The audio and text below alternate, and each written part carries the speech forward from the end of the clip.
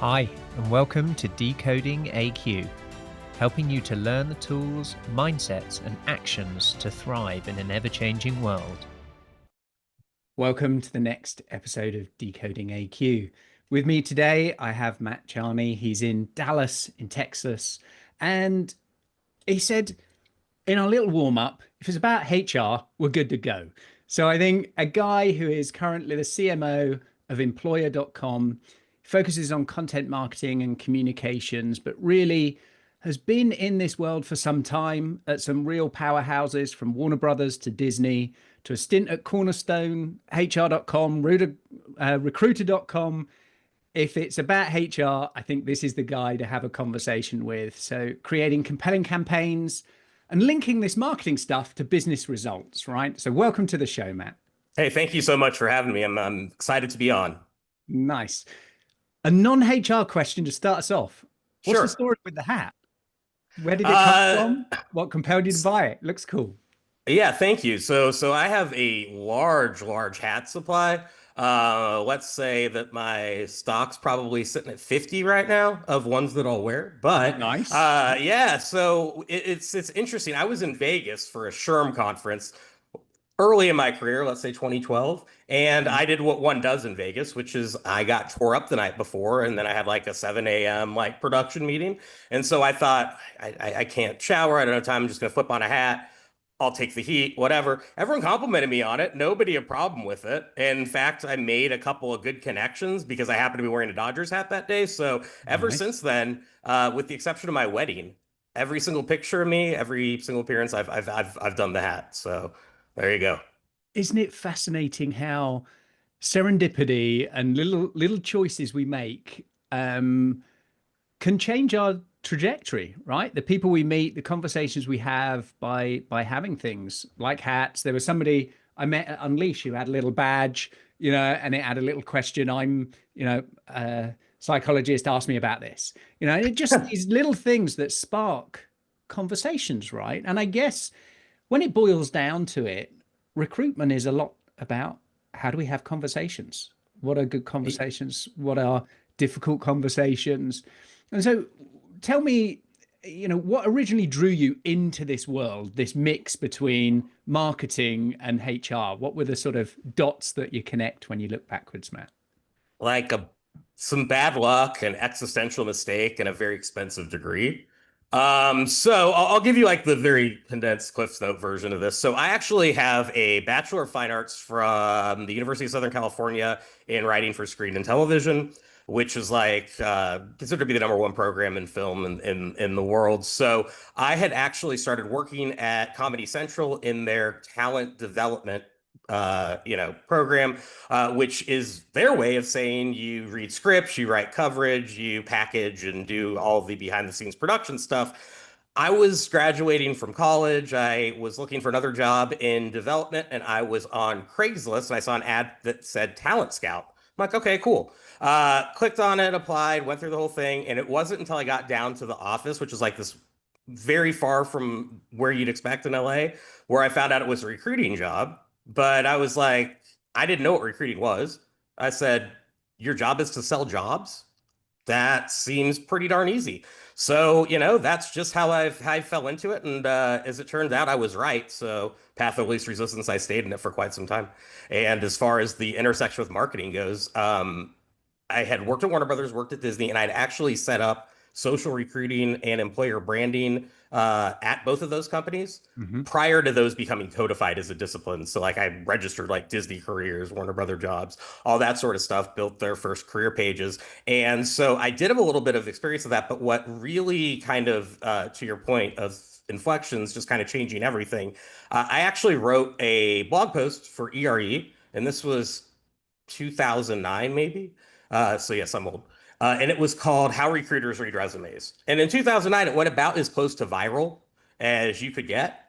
So as a result, I got a call from monster.com and they said, come fly up to our world headquarter facility in Maynard, Massachusetts. And I'm like, oh, no, I'll take a trip to Boston and this will be funny. So I did it as material and they offered me a job basically running social and B2B content for them. And that's what I've been doing ever since. So I guess joke's on me. It's interesting, When I saw you'd been at monster.com here in the UK, they did some heavy marketing and push, some great creative. I mean, my background was in brand and marketing. So, you can appreciate good concepts, good, script writing, good ideas, and then a lot of it in the execution. And I think what's been interesting over the last couple of decades is the translation of the different channels of what concepts and ideas work across different channels and specifically across social as we've evolved. And I guess, you know, with a history at Comedy Central, humor, bold narratives, the balance between tone of voice, professionalism. How do you navigate those choices when you're working with broad range of different brands? What's the sort of process you go through, Matt? So for me, I would say it's a combination of a couple elements. The first is differentiation. And the second is contrarianism. So if you think about, in my mind, good marketing, and again, I cover primarily the HR technology industry. I wouldn't necessarily say that those two are highly correlated outside of the B2C stuff like job boards, which you mentioned, right? Mm-hmm. And so I think that if you look at any category as a general rule, you would be hard pressed to, I'll use EOR, which is employer of record, as a silly example. But if you looked at Deal and Rippling's websites, obviously these companies are going head to head in this giant drag out corporate espionage battle, but you couldn't probably tell the difference between the companies looking at their website. Yeah. And so I think for Slightly different me, tone color of a sort of burgundy and a purple, maybe. yeah, I think Yeah. I think you might have nailed the colors. Yeah. Yeah. So something that kind of looks like it belonged in a bathroom in the 90s tends to be the color palette, to your Yeah. point. So yeah, I think you have to look different, because if you're saying buy my product,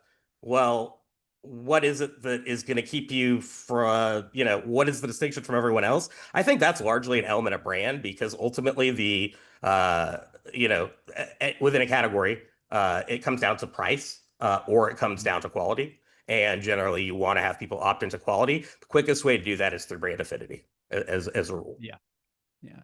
And what would you say is the thing that you're most excited about in this space right now? Because, you said you just come back from a SHRM conference. We go to lots of these conferences and we get dazzled by the demos.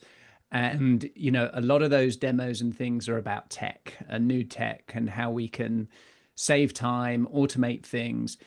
For you in your world, what's really exciting you? What are the things that are shifting the way that you're thinking?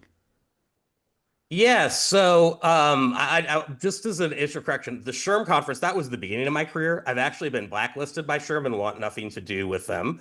So I'll correct that. But I did just go to Unleash, where I hosted a talent technology stage. And so I have to say there's not a lot within the HR and recruiting space anymore that excites me. And the reasons are this.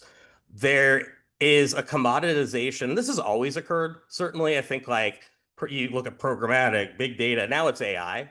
And you have people who are trying to sell a product using a feature set that they have no understanding of, and they're just kind of throwing it in. So everything's AI, AI, AI. That actually doesn't excite me at all, with the exception of the candidate use case, which is candidates are doing a tremendous job now, basically turning recruiting on its head. So using AI to game the application process, show up higher in stack rankings, use it even to be fake candidates, cheat on interviews. I love the fact that recruiters are finally getting that playing field leveled. So for me, it's actually really exciting, because I think it's going to require a lot of upskilling. I'll use interviews as an example. There's this giant, I would say, trend towards recruiters and HR professionals being really worried about people faking their AI interviews, for example. And so I think we're at a point where you're going to see companies really actually start to go back to the fundamentals and say, maybe I should ask better questions. Maybe I should have an interview where AI is going to be of the utility, because I'm actually assessing something that's not going to be, a hard skill, which ultimately I think that's kind of what a resume is for, right? Skills testing has always struck me as somewhat silly outside of an entry level. So I think that certainly excites me. And then I just think that just looking out at consumer technology, the way that search is disappearing, and largely social media in the more traditional sense as well, and really moving on to on the search side, LLMs, and the other side, I would say more contained or closed communities.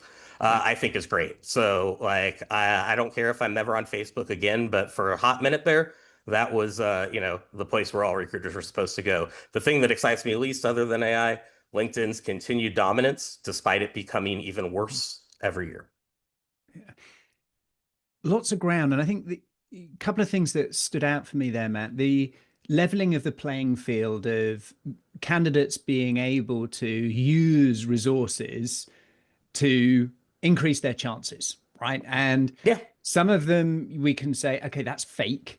There's some great technology that can listen in, help you with those difficult questions, give you the responses, in live feedback of those things, tryouts, testings, all of those things, that the balance between, am I leveraging something that helps me? It's still me. I've chosen to do that. That shows a particular character trait of, that I want it, that I care, that I know about these things. And then the other part is, what actually is it that we need people to do? And how much is that evolving of the tasks that we need? And what is the task completed by another human being or technology or different things? So I think that's an interesting one I'd like to dive into. And the other part where you mentioned around, where do we hang out, and do we trust the content, the information when we hang out there, from mass ones to closed communities and social groups? And is there ones that you're hanging out in right now that you're feeling valued, are returning your effort? You mentioned everybody goes to Facebook at a particular time. At this moment, is there somewhere where you're going, we're getting a lot of ROI from my time in this place because I'm learning, I'm filling slots, whatever it might be? Give us some insights on that. Yeah, so I think for me right now, there are kind of two community platforms that stand out. One actually is old school, which is Reddit, but the amount of job and career content on there, the amount of recruiter shop talk on a lot of the subreddits is definitely grown in volume. So I think that both the anonymous nature and the kind of legacy volume of content and infrastructure there, probably the top one because people are not talking in a filtered way. And similarly, and I'll give a shout out to Indeed here, which is something that I don't often do. They bought an app about 3 years ago now called Fishbowl. And so it essentially has come and replaced the advice part of Glassdoor because it reports up through Glassdoor. And Fishbowl is mostly HR and recruiting professionals. It's anonymous, but they validate your company and your title. And it is one of the better places, I think, to really tap into like the zeitgeist of what's going on and also be able to find out very specific information about localized trends, what companies are doing specifically, and also what industries are doing when it comes to hiring and recruiting. So those, I think, right now, number one and two. And often there's sort of sub levels of conversation, right? There's the conversation in public when your mum's listening, or your peer or your boss. And there's the conversations that happen in the hallways. And what you're talking about there is potentially being able to get into the hallway conversation where we've got anonymity, but we're validated who's there. And we're able to speak about real things, not necessarily, I'm got to be careful. I might be judged about what I'm saying. Got to be, mindful of that. And I don't feel super safe in these environments, but here I can be an authentic version.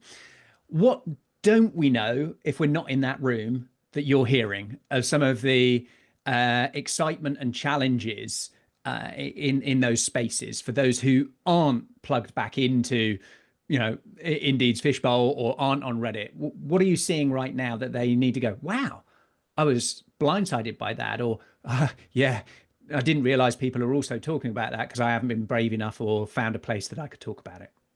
Yeah, so for me, one of the more interesting things, and this has certainly been a development over the last few months, is for the last 10, 15 years in recruiting, we've been talking about the importance of candidate experience. And there is this general prevailing sentiment that if somebody applies, You need to take the time to let them know their status and give them sort of like white glove treatment and have them have a positive impression. It's going to help your business, blah, blah, blah. What we're actually seeing now that companies have codified that and automations become easier is a pushback on candidate experience largely. So I apply for a job. In the past, I wouldn't hear anything. Now, because of the way things are set up, I'll hear back in 30 seconds, half of the time. Thanks, we've reviewed your application closely. You're not a fit for the job, which best practices would tell you is great candidate experience. Can tell you that nothing makes a candidate more upset than going through 20 minutes of workday screens and then getting that email immediately. So I think erring too far on the side of over communication, like seamless, like kind of just seamless automation and the kind of time thing, I think that's actually turning a lot of candidates off. So I think that's interesting.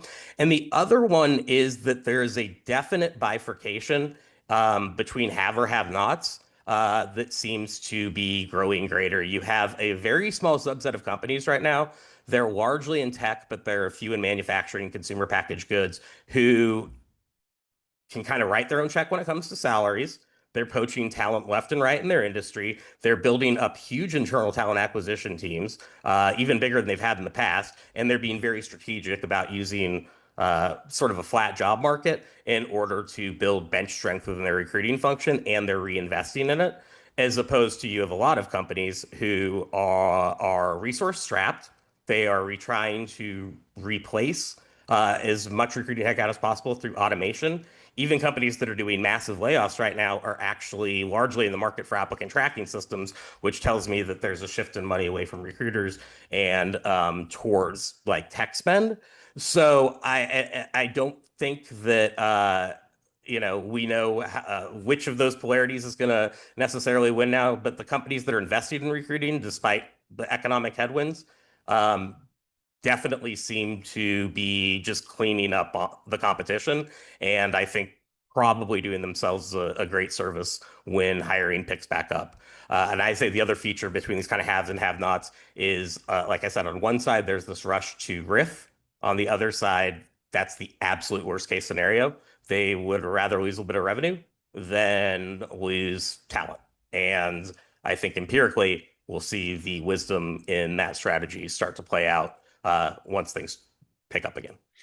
I think you've articulated the sort of strategic challenge of short versus long, in terms of what are we investing in? What are we playing for? Building up a bench, is for the long game, not the game that's on the field right now to a certain extent, to let's make loads of layoffs.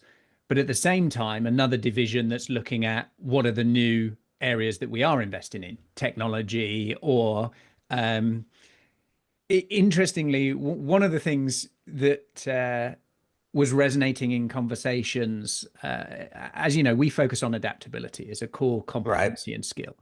We have our own pattern around all the different subdimensions that make up this language of AQ.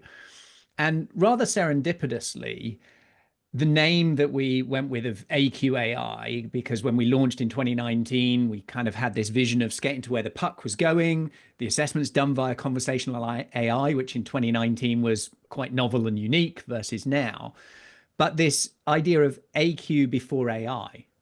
And so whatever the technology is, be AI or any other piece, it's fundamentally a human ability to adapt, to unlearn, to let go of something that's been before, that ensures any kind of technological shift or change. So a shift in, okay, we don't need these people anymore, but we need this. We don't need that service or software anymore, but we need this. All of those things are still a choice that a human is making and then implementing that either fails or doesn't based on human behavior. As you're seeing 100%. Those shifts, when those see a new light, you see, this is happening. You communicate it to your team, and there's often pushback, or we've done it this way before, in whichever case. You strike me as someone that is a champion of the new and leads directional change when you see things. If others are in that same situation, what could they learn from you that gets buy-in to help senior leaders, other people resource you? So when you say, okay, turn left, and this is why, because this is going on in Reddit or this is going on here. You see it before it's coming. How do you get other people along for the ride? What's some of your techniques and methods for doing that?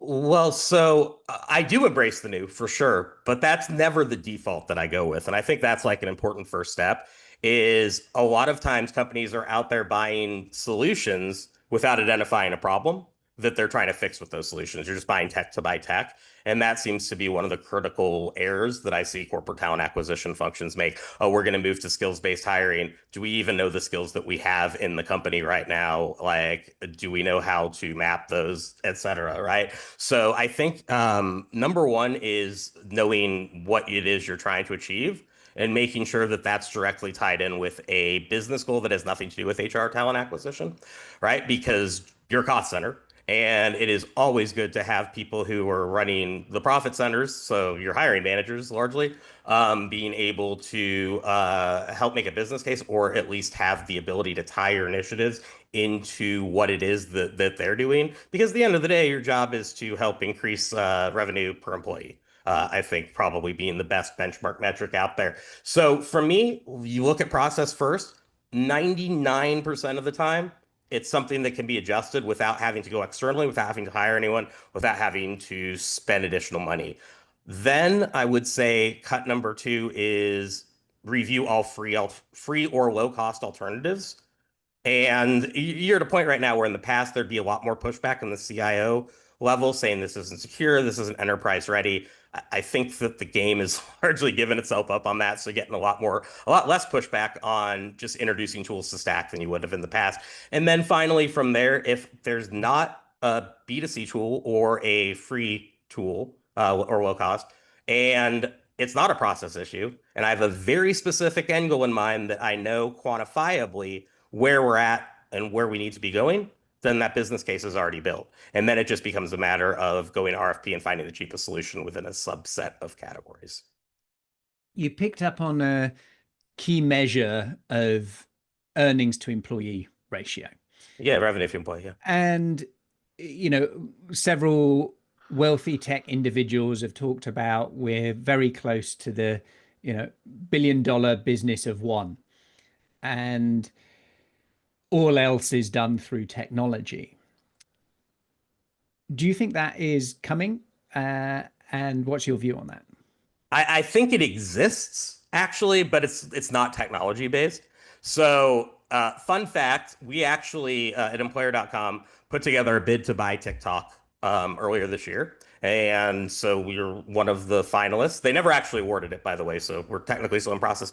But I worked pretty closely in doing that with Mr. Beast, who is $1 billion. I want to say, like, he has marketing support and other functionaries. But essentially, that guy has built $1 billion brand based on himself.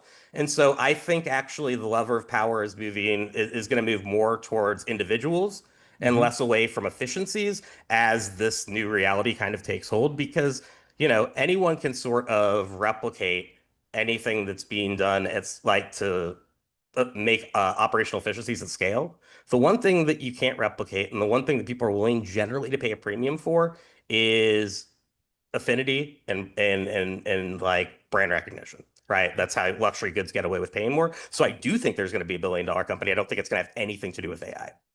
Interesting. And often, we're at this stage where the entry point to build things, certainly in software and tech, is so low, so quick, so easy. We're going to have this, absolute awakening, a bit like when the web emerged, websites of all flavors and blends.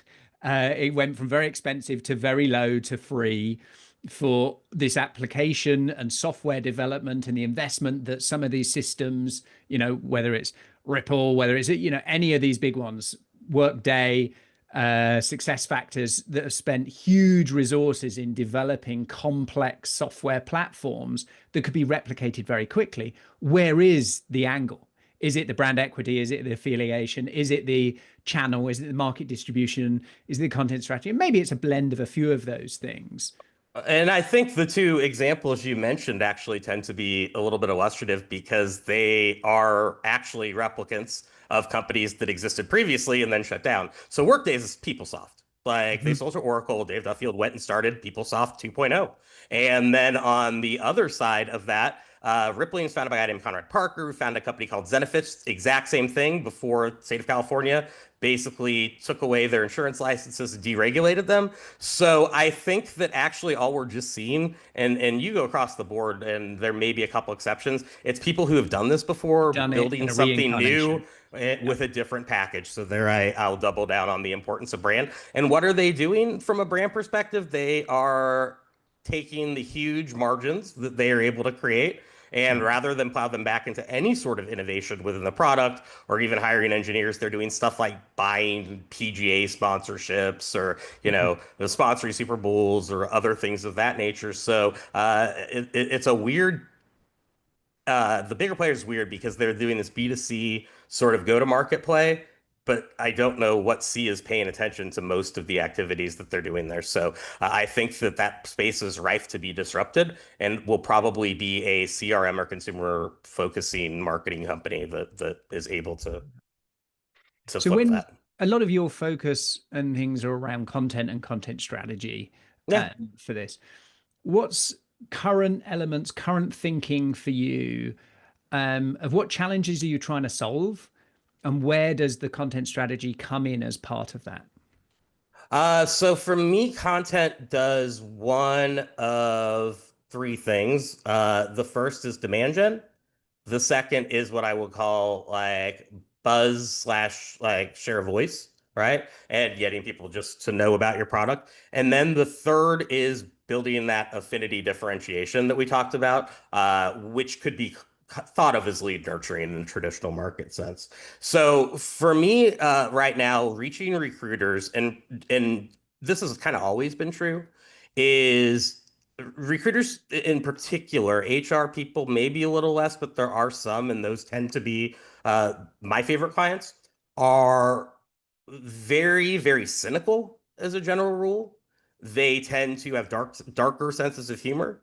They tend to have an appreciation for people who like straight talk and who understand like their problem, which I think is the case in all marketing, but it's particularly true when you are talking to a function that's like either overlooked or stereotyped. I'm sure lawyers are probably sitting in the same sort of thing. So for me, content is content.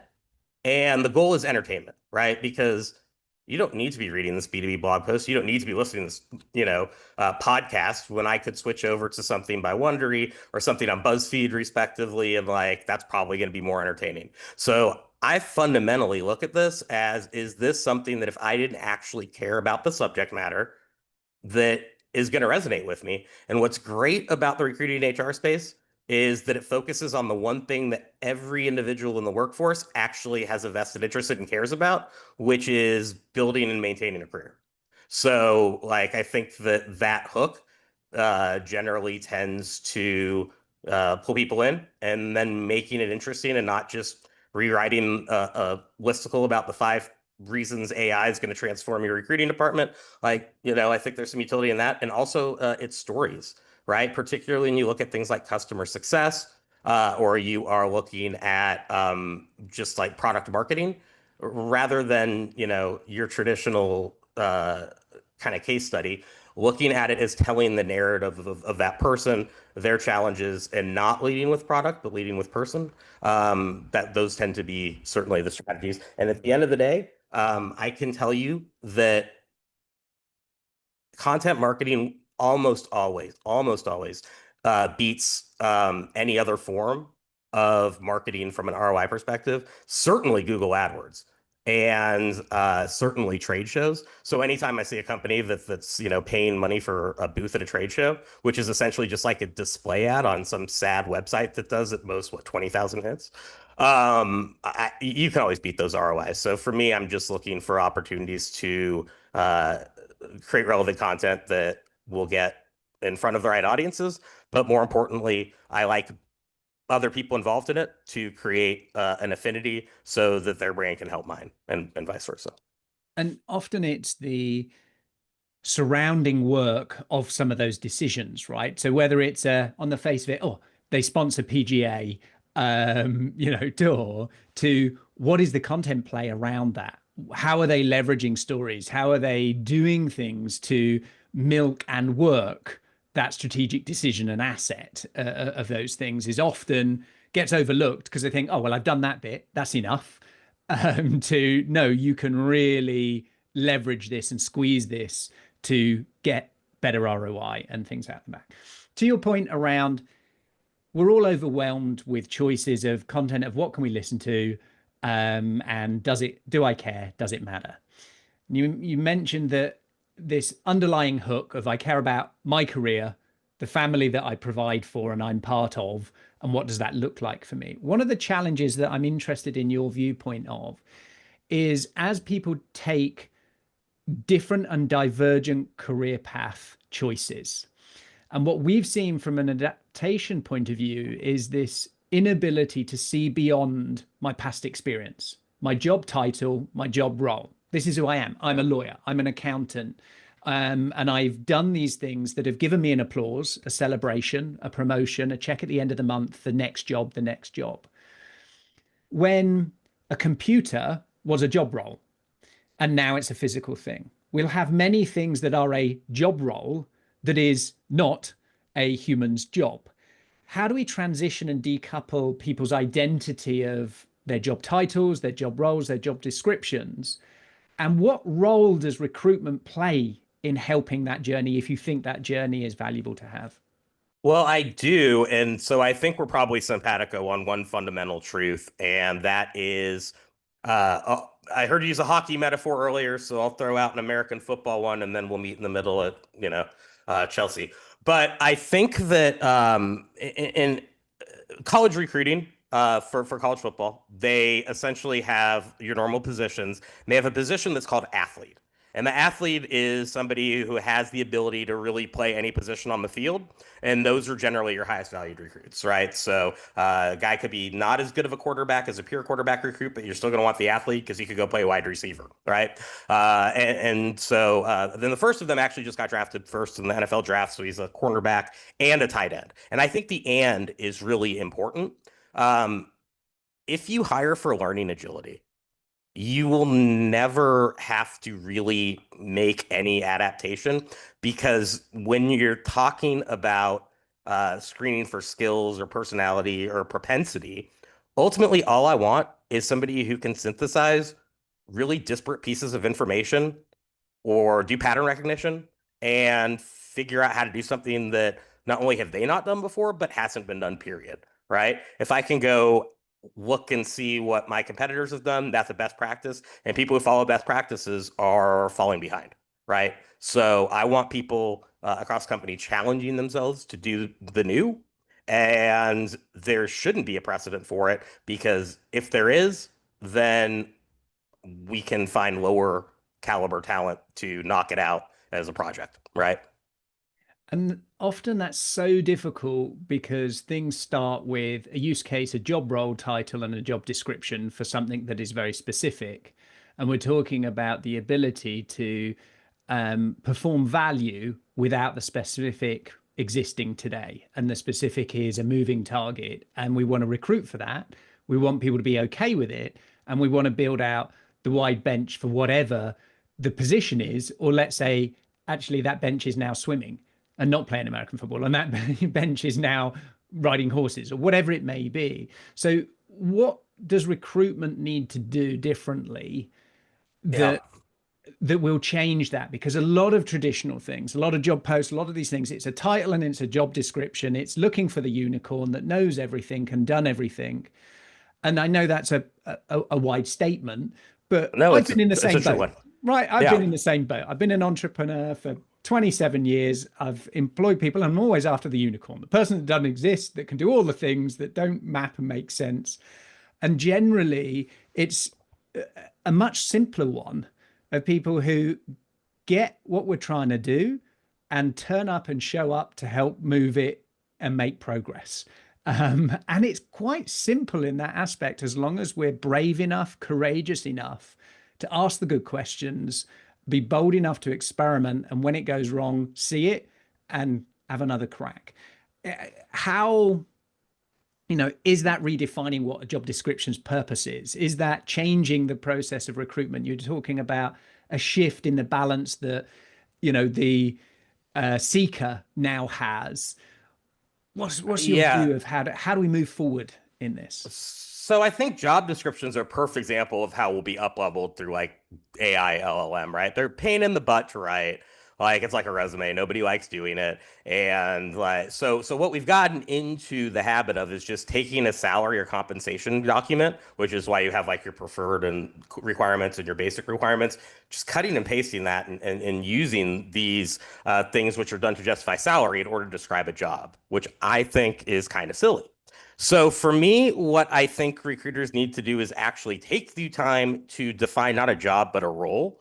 Because to me, jobs are transactional. Roles are going to have challenges or obstacles that come up that are unanticipated. So you have to be able to have a little bit of agility, learning wise, when it comes to fulfilling a role.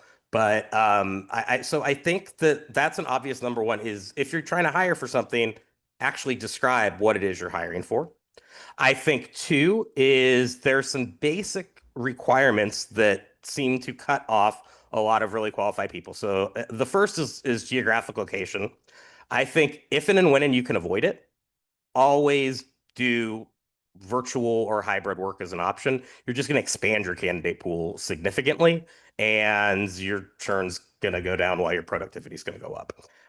Finally, I think you look at, and this is a big debate over here, the skills-based hiring. Do we need a college degree? And my answer is yes, emphatically yes. But it doesn't matter what that degree's in. You've kind of proven it by the time that you walk out there. You can show up, you can do something that's long term and hard, and you can get like you can see it through, right? So that to me is like a stamp. And I think beyond that, we spend too much of these interviews, which is sort of the only pass that we have on a candidate. So there's the resume pass. And if I'm having that candidate come in for an interview, I probably believe it's certainly mid-career or later that they've done what they say on the resume. It's pretty easy stuff to tell. So I'm not going to sit there with, let's say, a controller candidate and ask them clever questions about like gap accounting or, like reconciliation work they've done. A, I don't know, and B, I'm assuming that they did it because it's in the JD and the resume. I think that the number one thing that you can do to switch the profile people you're hiring is spend the entire interview talking about literally anything as a recruiter but work Yeah, because you their already hat know the job. collection, their their family, all sorts of things. Well, Yeah. that's right. And so at first, and this should start every requisition you open, you've already met with the hiring manager. I would encourage recruiters to, in addition to the standard, like what does this role do, who they reporting to, the normal stuff, really take 5, 10 extra minutes and ask the hiring manager about things like culture, their personal work styles and preferences, what makes team members successful, and get all that data in so that, and this is another thing I think that recruiters often overlook, there's no more important thing that you can do than the submission letter when you're sending a candidate ahead. Oftentimes we neglect to do that.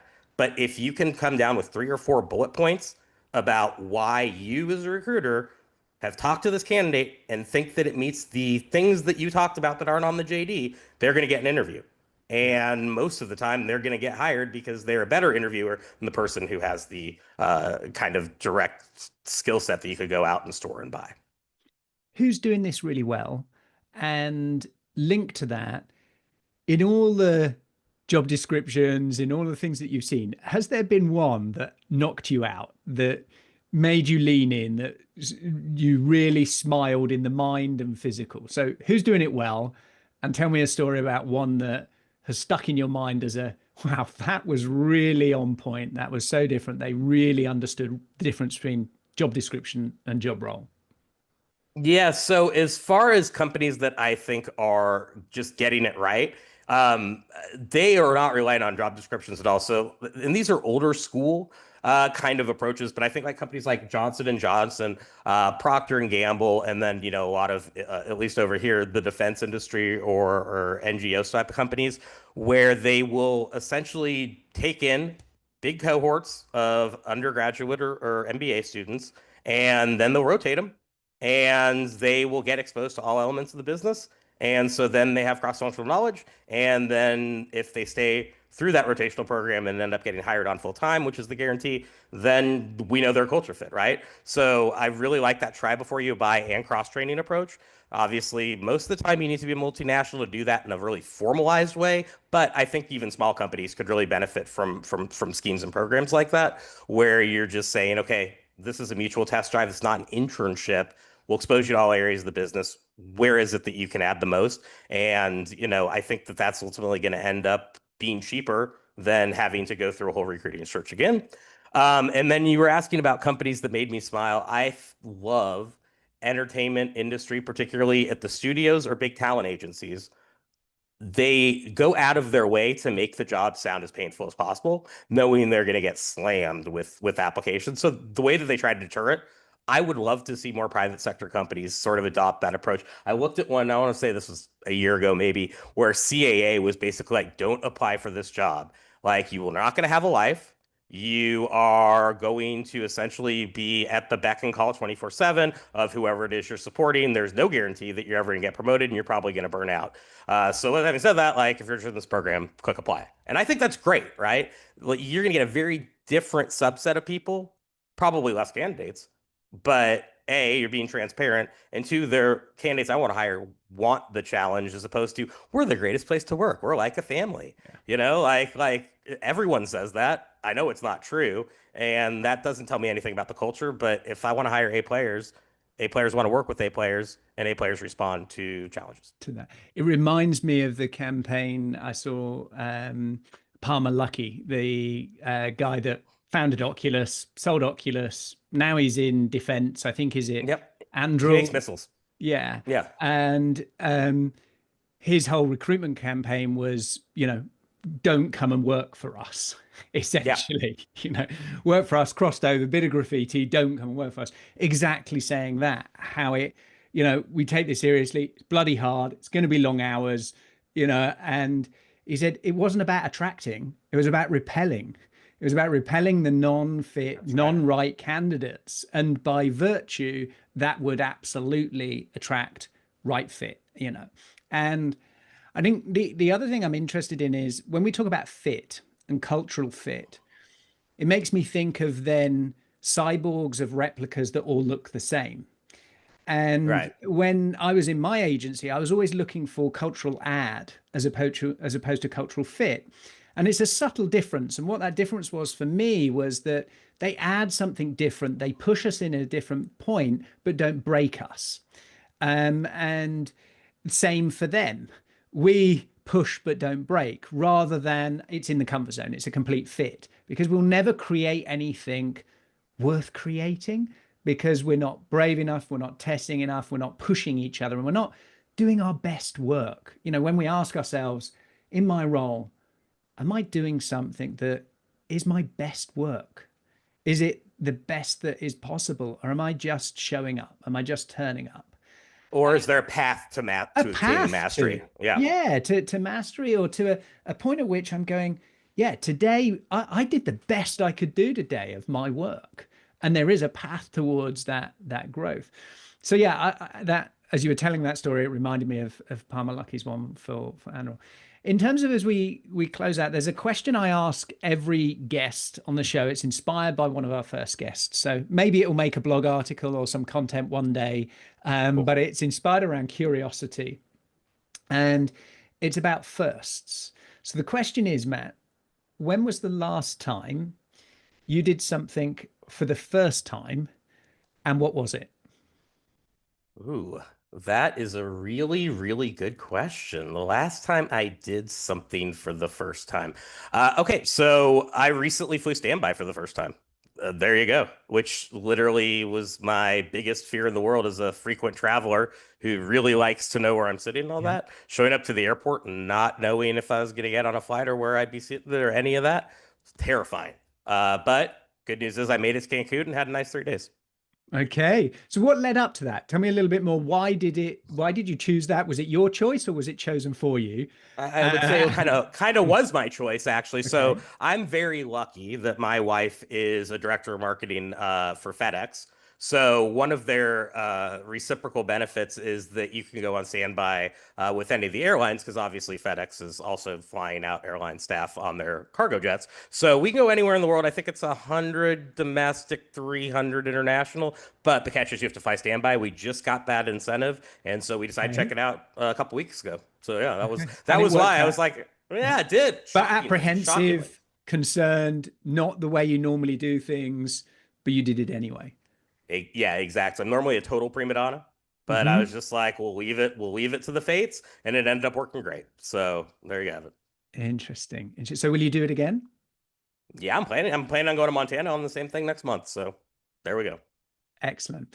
If people want to get in touch, if some of the things have resonated and they want to look for opportunities for collaboration, who do you want to reach out to you? What do they look like?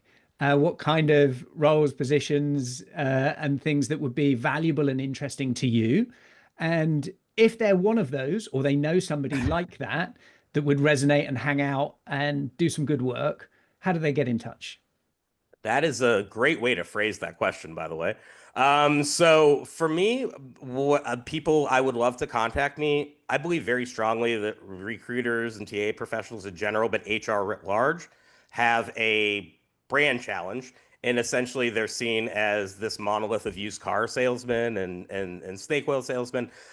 So what I would love to do is anyone out there who has worked in this profession is looking to speak to their experiences and work to kind of get their stories out there and build their brand as a person, as opposed to I work for this company or this is my job function. I always really like to help build up people's voices and help bring their perspectives to a larger audience. So if you have any interest in potentially collaborating just on some brand building, but like anecdotal, real in the trenches type of articles, best way to reach me is matt@recruiter.com. That's beautiful. And a word that resonated with me earlier was you used the phrase and word cynical. And I think it's the paradox and duality that cynical, but equally hopeful that we can be better. There is a story hidden in there, and we just need to be brave enough to tell the real stuff and connect in a real human way. I've been looking forward to today. It hasn't disappointed, Matt. I want to thank you for the work you do and the work that you'll continue to do with your energy, enthusiasm, and your approach. Thank you. And I look forward to following you more and seeing what evolves in our collaborative journeys. Sounds great. Thank you so much. Do you have the level of adaptability to survive and thrive the rapid changes ahead? Has your resilience got more comeback than a yo-yo? Do you have the ability to unlearn in order to reskill, upskill and break through? Find out today and uncover your adaptability profile and score, your AQ. Visit AQai.io to gain your personalized report across 15 scientifically validated dimensions of adaptability. AQai, transforming the way people, teams and organizations navigate change. Thank you for listening to this episode of Decoding AQ.